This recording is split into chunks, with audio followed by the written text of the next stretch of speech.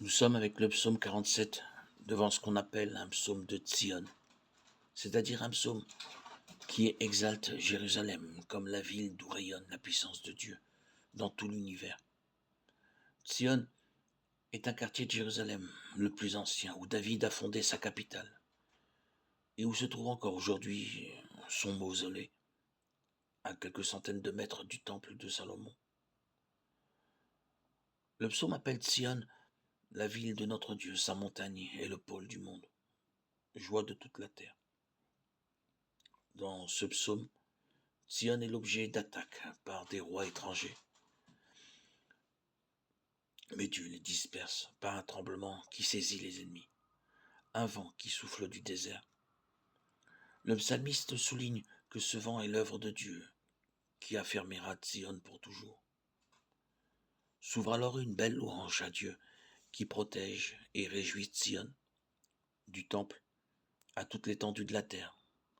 C'est la même louange parce que c'est la même puissance divine qui agit avec amour. Et de l'œuvre de Dieu pour son peuple jaillit la joie de toutes les villes de Juda. Cette louange s'achève sur la profession de foi. Le vent du verset 8 nous rappelle le violent coup du vent, acte 2 de l'Esprit Saint à la Pentecôte.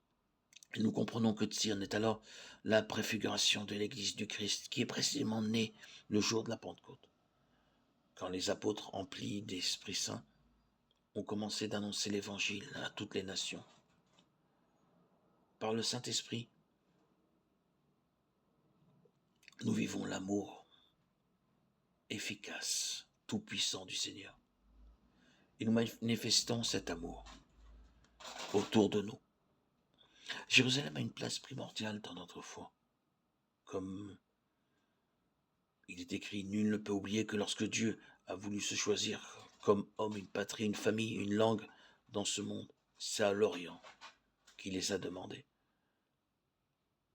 D'une certaine façon, pour tous les chrétiens, Jérusalem demeure le pôle du monde. Il est grand le Seigneur, hautement loué, dans la ville de notre Dieu, sa sainte montagne, altière et belle, joie de toute la terre.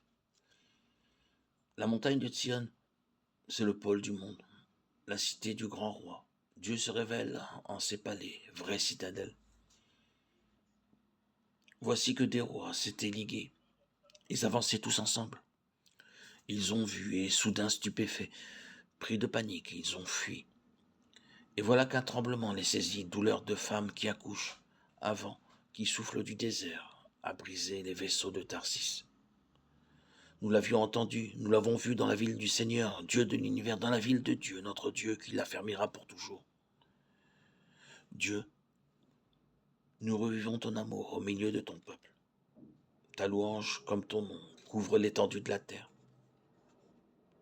Ta main droite, qui donne la victoire, réjouit la montagne de Tzion.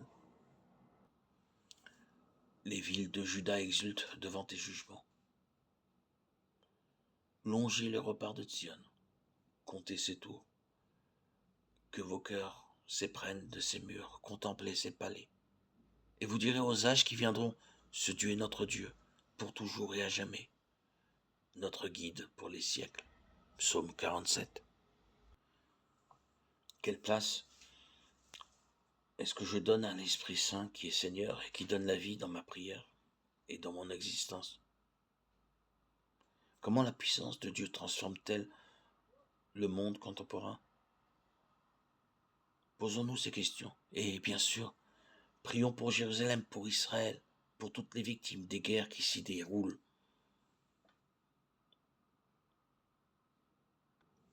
Et gardons l'espérance d'un monde meilleur, d'un monde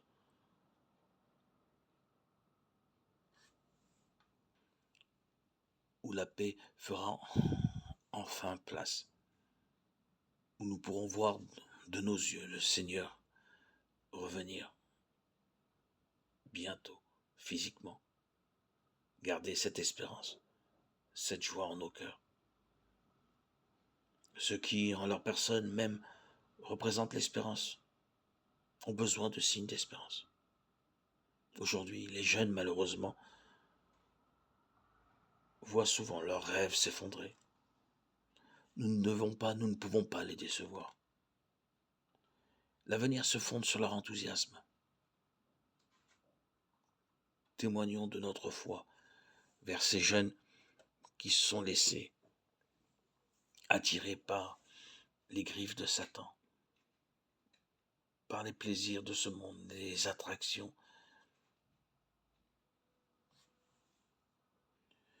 que le malin utilise pour les manipuler, détourner de la voie de la sainteté.